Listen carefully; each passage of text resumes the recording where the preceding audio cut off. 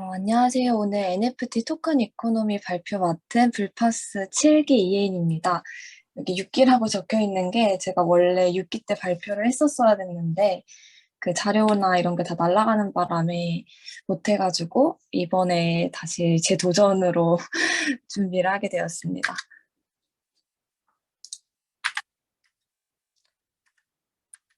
오늘 살펴볼 내용은 다음과 같은데요. 우선 이제 개괄적인 토큰 이코노미에 대해 알아보고 이후에 이제 NFT 프로젝트에서 어떤 특성 가지고 있는지 한번 살펴보려고 하고요. 저희 오늘이 이제 OT인 것과 이제 다른 것들을 조금 고려해서 이렇게 원래 준비했던 것보다 좀 짧게 준비했습니다. 원래 토크노믹스가 그 심리학에서 보상을 통해 행동을 강화시키는 방법을 뜻하는데요. 그 블록체인에서는 토큰을 통한 경제 생태계로 많이 사용합니다.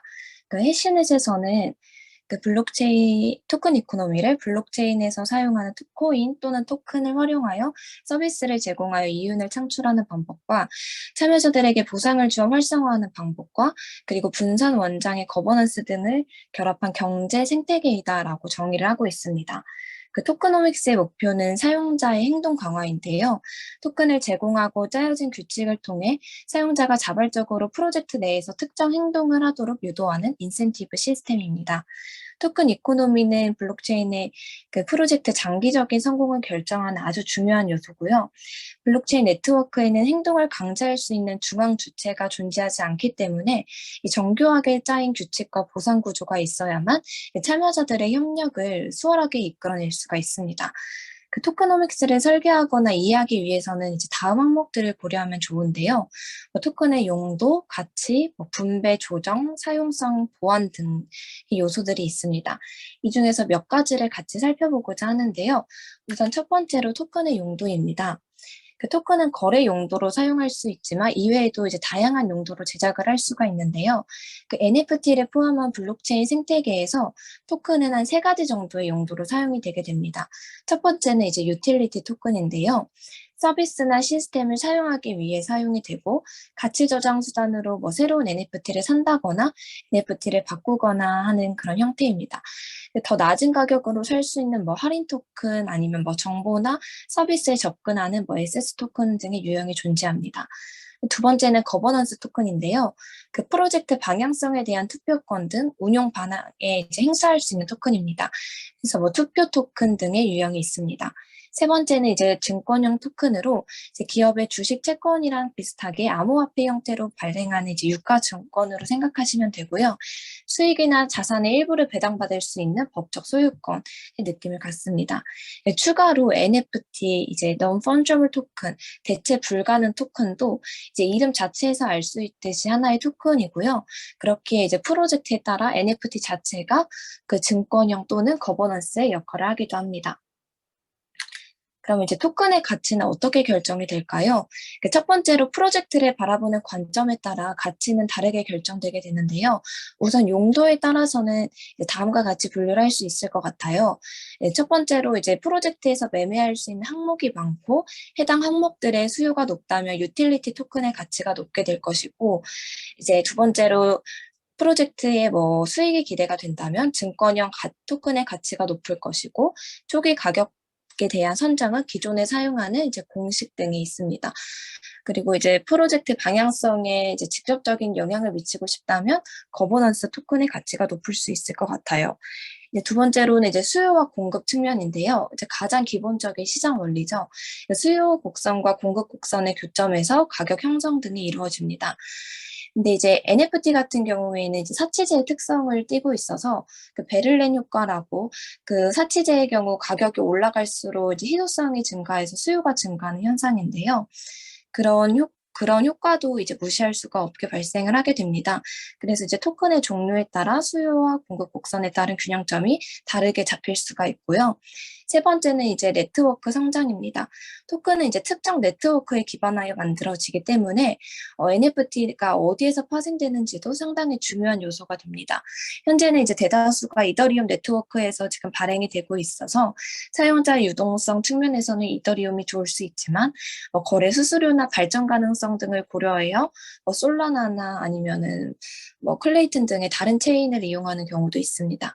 이런 내용이 아니더라도 법적 문제, 보안 문제, 대체 네트워크의 탄생, 더 좋은 NFT 등 소비자의 이제 심리를 자극할 수 있는 요인이 상당히 많기 때문에 그 큰 그림에서는 기본적인 원칙을 따르고 또 주변 시장을 파악하는 것도 중요합니다. 그 토큰의 분배에는 크게 두 가지 고려점이 있습니다. 첫 번째는 어떻게 합리적으로 공급할 수 있을까? 두 번째는 분배량을 어떻게 조절할 수 있을까인데요. 그 첫 번째로 합리적 분배에 대해서는 이렇게 이제 토큰의 분배가 이제 NFT 프로젝트에 포함된 구성원들이 이제 나눠서 가지게 됩니다. 크게 투자자 및 기여자, 아니면 이제 프로젝트 팀, 홀더, 다오 생태계 기금, 프로젝트 운영비, 여유 자금 등으로 처음에 이제 세팅을 해서 이제 로드맵이나 이런 기획 등을 하게 되는데요.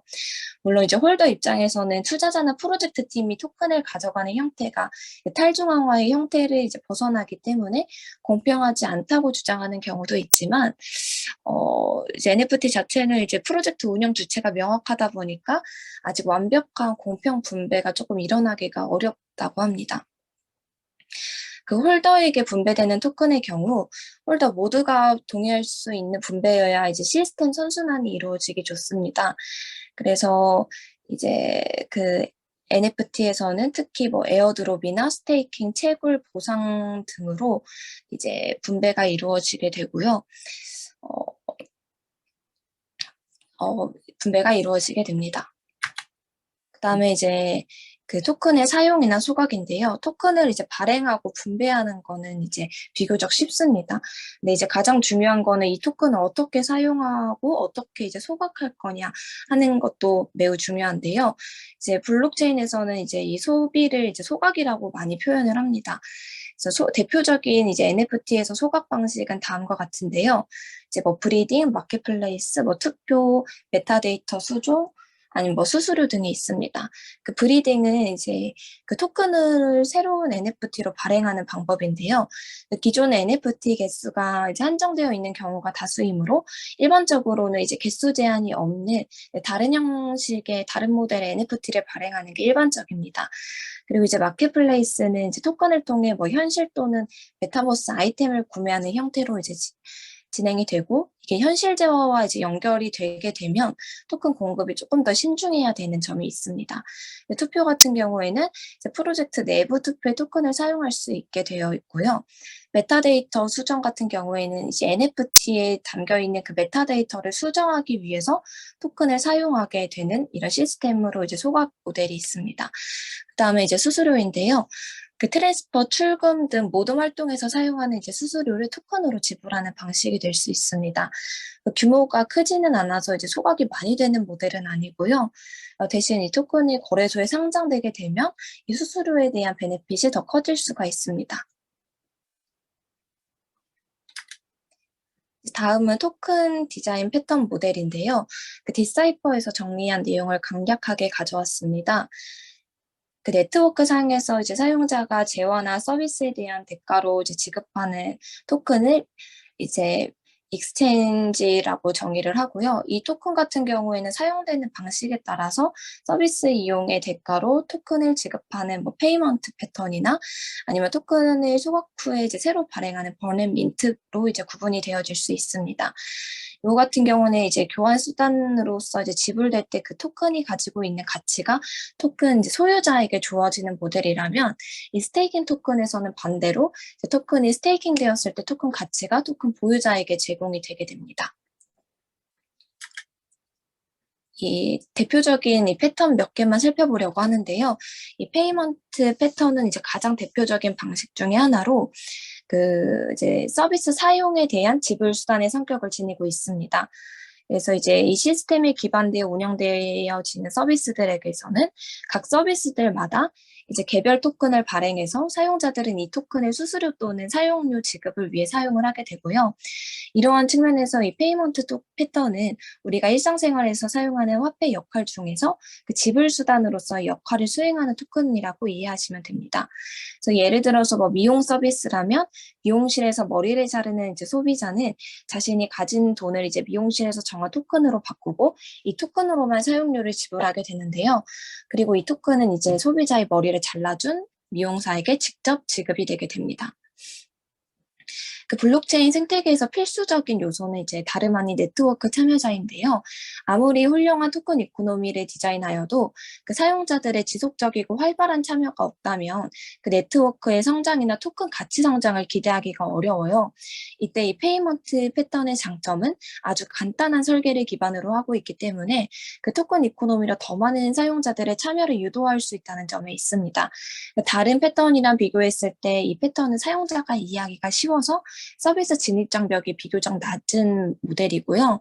네트워크 성장에 기여하는 가장 중요한 요소가 사용자인 만큼 토큰 이코노미 설계하는 입장에서 아주 이 간단한 모델이 매력적인 부분이라고 할 수 있습니다. 하지만 이 패턴에는 이제 시중에 풀리는 토큰 유통량이 늘어날 수 있다는 좀 문제점이 있는데요. 그 페이먼트 토큰의 가치 상승 메커니즘을 한번 살펴보면 그 토큰의 가격이 수요와 공급에 의해 결정이 되게 됩니다.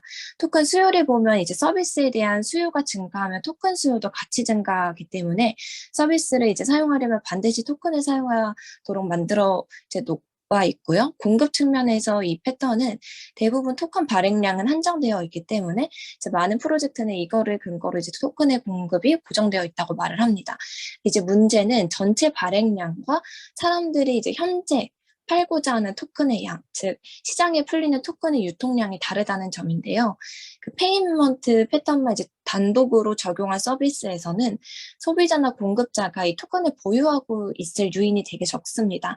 소비자는 자신이 가지고 있는 현금으로 토큰을 구입해서 지불하고 공급자는 받은 토큰을 이제 바로 시장에 팔아 현금화하면 되는 모델이기 때문에 따라서 전체 발행량이 정해져 있다 하더라도 사람들이 토큰을 보유하지 않고 쓰거나 받고 나서 바로 현금화해버리면 시중의 토큰 공급이 계속해서 늘어나게 되어버립니다. 그래서 시장 전체적으로 토큰의 수요가 늘어난다 하더라도 참여자들이 토큰을 보유할 요인이 없어지면 토큰의 공급도 같이 늘어날 수가 있습니다. 그래서 이제 네트워크 수요 증가와 토큰 수요의 증가가 비례하지 않게 되는 문제점이 발생할 수 있고요. 현재까지는 이제 대부분의 토큰 수요가 차익 실현을 위한 토큰 수요, 투자 수요이기 때문에 이런 문제가 일어나고 있지는 않습니다. 그래서 가격이 오른다는 믿음으로 지금 보유하고 있는 경우가 많고요. 하지만 앞으로 점점 이 토큰이 사용료의 지불 수단으로 사용하게 된다면 이 토큰의 가치가 네트워크 가치에 이제 비례하지 않는 문제점이 좀 더 크게 대두될 수 있어요. 그래서 이제 앞으로 뭐 탈중앙화 거래소 등이 이제 뎁과 연동되어 뭐 암호화폐 환전이 이제 편리해지게 되면은 사람들이 이제 쉽게 보유한 그 토큰을 환전할 수 있으므로 토큰 공급이 이제 더 크게 늘어날 수 있으니 이러한 문제점을 해결할 방안이 좀 준비되어야 할 것 같습니다. 그 다음은 버넷 민트 모델인데요.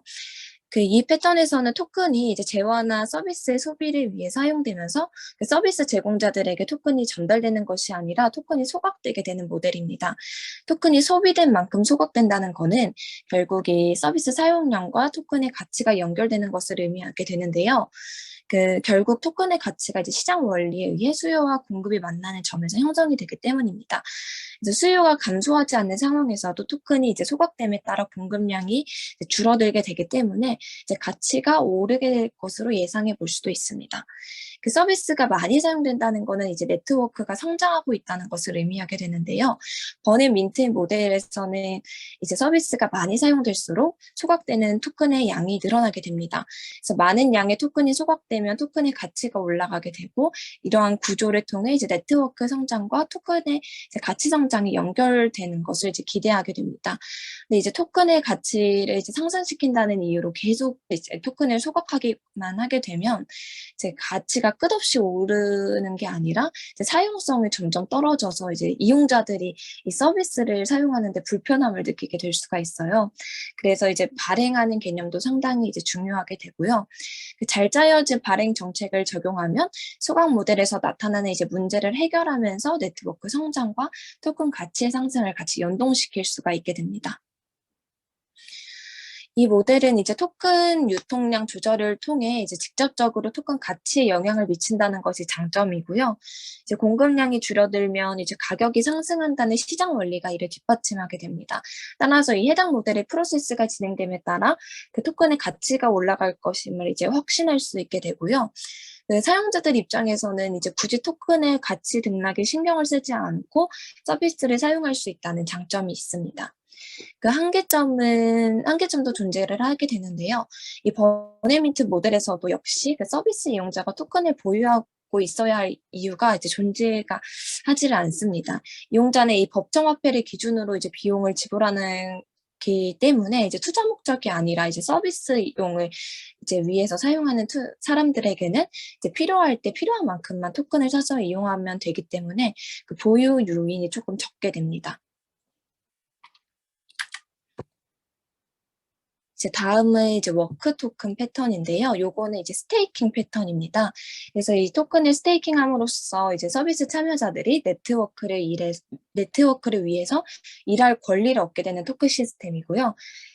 이 설명을 위해서 이 과정에서 뭐 서비스에 기여할 권리를 얻고 그에 해당하는 일을 하게 되는 참여자를 서비스 제공자라고 한번 해보겠습니다. 기본적으로 참여자들은 이 스테이킹한 토큰의 양에 비례해서 서비스 제공자로 선정될 가능성이 커지게 되고요. 그 서비스 제공자들은 일을 하고 그 서비스에서 발생한 경제적인 수익을 스테이킹한 토큰의 비율에 비례해서 이제 가져가게 됩니다. 하지만 이제 일을 이제 제대로 수행하지 못했을 경우에는 이제 뭐 자신이 스테이킹한 뭐 토큰의 일부나 아니면 전부를 몰수당하게 되는 식으로 보통 이제 짜여져 있게 돼 있습니다. 이제 특징 같은 경우에는 그 오라클 문제와 같이 블록체인만으로 해결하기에 한계가 있는 일을 처리하는데 이 워크 토큰 메커니즘이 활용되기가 되게 좋습니다. 그 이외에도 이제 워크 토큰 메커니즘에 활용될 수 있는 다른 서비스들이 있는데요. 그 예를 들어서 블록체인 신원 확인 플랫폼 중에 이제 시빅이라는 그런 프로젝트가 있었는데 이 워크 토큰 메커니즘을 여기서 확인이 가능해요. 여기서 이제 요청이 들어온 사람의 이제 신원을 검증해주는 역할을 하는 참가자를 밸리데이터라고 하고 그 밸리데이터는 일정 수준 이상의 이제 시빅 토큰을 스테이킹해야 이제 검증에 참여할 수 있게 되고요. 그 올바른 검증을 하게 되면 보상을 주고 만약에 검증에 실수나 뭐 실패가 있을 경우에는 스테이킹한 토큰 중에 일부를 몰수하게 되는 그런 이제 모델이었습니다. 장점 같은 경우에는 이제 워크 토큰 스테이킹 메커니즘을 통해서 이제 토큰의 가치 변동을 일으키는 변수들을 어느 정도 조절을 할 수 있다는 것이 가장 큰 장점 중 하나입니다. 그 지불 목적으로 사용되는 토큰의 경우에는 소비자들이 뭐 토큰을 사고 파는 과정에서 가치 변동이 생길 수 있지만 이 워크 토큰 패턴에서는 소비자들이 스테이킹 토큰을 이제 소유할 필요가 없도록 이를 제어할 수 있는 모델입니다. 또 다른 장점으로는 이제 토큰 소유 및 스테이킹에서 얻을 수 있는 경제적 인센티브가 이제 직접적으로 제공이 되기 때문에 그 토큰 보유 요인을 이제 충분히 제공함과 동시에 실제로 서비스에 기여하고 있는 참여자들에게 인센티브를 집중시키는 이제 구조를 설계를 할 수 있다는 게 장점으로 있습니다.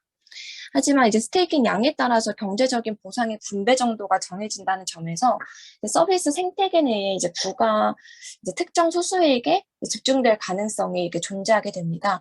그리고 또한 이제 서비스 참여를 위해서는 일정량의 워크 토큰을 이제 보유하고 있어야 한다는 점에서 그 새로운 참여자들이 이제 이 프로젝트를 이제 충분히 뭐 들어와서 즐기거나 뭐 행동을 하기에 조금 어려움이 있을 수가 있습니다. 그 다음은 이제 보팅 패턴인데요. 네트워크 의사결정에 참여할 수 있는 토큰입니다. 그 대부분의 서비스에서 작든 크든 이제 결정이 필요한 사항이 생기게 되는데요. 이러한 이제 의사결정 과정에서 서비스 이용자들은 특정 사안에 대해 자신의 이제 의견을 피력하고자 합니다. 이때 그 이제 네트워크가 이용자들에게 투표권을 부여함으로써 더욱 효율적으로 의견을 수합할 수 있게 되는데요. 이런 것과 유사하게 이제 보팅 토큰 패턴은 투표권과 토큰을 결합해서 의견 수합에 적합한 패턴으로 이제 적용을 하게 됩니다. 투표권은 토큰 그 자체가 될 수도 있고 아니면 네트워크상의 수치로 주어지는 경우도 있는데요. 투표권을 얻는 행위와 구체적인 수치 결정 과정은 이제 모델마다 다를 수 있습니다. 이 논의의 편의성을 위해서 이제 해당 수치를 보팅 파워, 이제 줄여서 VP라고 많이 하는데요. 이 VP를 통한 이제 의사결정 대상은 서비스마다 이제 그 중요도를 자유롭게 설정을 하면서 작게는 커뮤니티 글에 대한 찬반이나 아니면 즐겨찾기부터 크게는 이제 네트워크 업데이트 전반에 대한 찬반 투표까지 확대가 됩니다. 이제 의사 중요도와 상관없이 가장 중요한 거는 이 네트워크의 이용자들의 의견을 반영한다는 것입니다.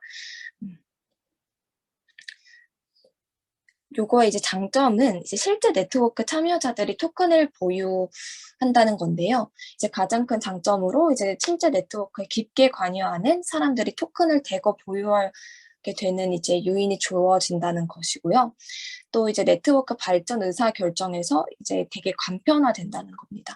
그래서 이 패턴을 아예 채택한 서비스의 경우에는 다른 시스템을 구축하지 않아도 이미 의사 결정을 할 수 있는 시스템이 이제 마련되어 있기 때문에 어떤 문제 상황이 발생했을 때 쉽게 안건으로 등록하고 투표를 진행해서 해결을 할 수 있다는 점이 이제 장점으로 됩니다. 한계점도 있는데요. 이제 아까 이제 스테이킹 모델이 그렇듯 좀 중앙화의 우려가 있습니다. 전체 네트워크에서 높은 VP를 이제 보유한 이용자들은 소수에 불과하기 때문에 이제 중앙화의 이제 우려가 있고요. 적절한 이제 참여 요인을 또 따로 설정해 줘야지 이런 의사결정 과정이 잘 굴러갈 수 있다는 점도 이제 한계점으로 볼 수가 있습니다. 다음은 이제 NFT 토큰 이코노미를 한번 살펴보려고 하는데요. 기본적으로 이제 NFT 프로젝트에서 가장 큰 주체는 이제 투자자, 소비자, 운영진, 프로젝트 이렇게 주어지게 됩니다. 그리고 이제 프로젝트가 ESG 등의 가치를 담고 있는 DAO라면은 조금 말이 달라지지만 일반적으로 이제 공동의 목표는 이익 창출로 이제 귀결이 되게 됩니다. 그래서 이제 기본적인 NFT 프로젝트의 자금 흐름을 살펴보면 이제 프로젝트 운영으로 이제 사용할 수 있는 이제 기본적인 자금 경로가 이제 베커, VC나 개인 투자자 등의 이제 투자금, 그리고 홀더의 초기 구매 자금, 그리고 홀더 간의 거래 수수료가 있습니다. 첫 번째로 여기서 발생할 수 있는 이슈가 있는데요. 투자는 기부가 아니기 때문에 회수가 되는 부분이고, 즉 이제 투자는 제로섬으로 봐도 볼 수가 있는 부분입니다. 또한 이제 투자는 단기성 지원이기 때문에 이 점을 조금 생각을 해봐야 되고, 또 이제 대다수의 PFP 이제 프로젝트처럼 이제 NFT 개수가 한정되어 있는 경우에는 초기 구매 자금이 이제 고정이 되게 되고요. 그래서 이제 지속적인 자금은 이제 프로젝트 내부에서 발생하게 되는 이제 거래 수수료인데 이게 잘 이제 짜여진 곳이 사실 엄청나게 많지는 않아서 이제 그런 것들이 약간 조금 이제 우려가 되는 부분입니다. 이제 홀더 간의 수수료가 이제 없다면 이제 그래서 이런 지금 현재 약간 NFT 자금 흐름은 약간 단기 크라우드 펀딩이랑 비슷한 양상을 조금 띈 것처럼 약간 보이기도 하고요. 그래서 이제 프로젝트가 이제 내부에서만 거래가 이루어지면 안 되고, 이제 토큰이나 다른 NFT를 제공해도, 이제 결국에는 이제 그들만의 리그가 되어 버릴 수 있기 때문에, 그 NFT가 이제 다른 데서 또 계속 사용이 될 수 있게끔, 뭔가 다른 솔루션을 붙여주는 것들이 되게 중요하게 됩니다. 그리고 이제 무형으로 제공 가능한 가치에 그래서 집중하는 게 되게 이제 중요하게 되는데요. 홀더에게 꾸준하게 가치를 제공해야 이제 지속 가능한 NFT 프로젝트를 만들 수 있다고 이제 생각이 됩니다. 그래서 크게 기존의 이제 NFT 프로젝트는 이제 다음과 같은 무형의 가치를 제공하고 있는데요. 첫 번째는 이제 사회적 지위입니다. 그래서 내가 이 NFT를 사면 이 분야의 전문성이 있어 보인다. 내가 바로 오지고 그렇다. 약간 이런 것들을 보여줄 수 있는 사회적 지위를 이제 제공하는 경우가 있고요. 두 번째는 경험을 제공하는 경우가 있습니다. 그래서 꾸준한 경험을 제공하면서 이 아트 퀄리티가 매우 좋아서 이 예술이 내게 영감을 준다. 그럼 되게 뛰어난 작가가 이제 작가의 이제 경험을 주는 경우가 이에 해당을 하고요. 세 번째는 재미 요소가 있습니다. 그래서 플레이 투 언이나 커뮤니티 모임을 계속해서 이제 만들어 가지고 거기서 이제 사람들이 뭐 재미라는 효용을 느끼게 만들어 주고 있습니다. 대부분의 요즘에는 이제 약간 좀 오프라인 모임을 많이 하고 있는데 단순히 약간 비싼 동호회에서 그치지 않기 위해서 다 좀 잘 되는 프로젝트 같은 경우에는 계속해서 다른 이제 솔루션을 약간 조금 생각하고 있는 것 같습니다. 네. 그래서 이제 요거 같은 경우에 이제 디사이퍼 토큰 이코노미 팀이랑 안수빈님 블로그를 많이 참조해 가지고 발표를 준비했고요. 제 발표는 여기서 이제 마치도록 하겠습니다. 들어주셔서 감사합니다.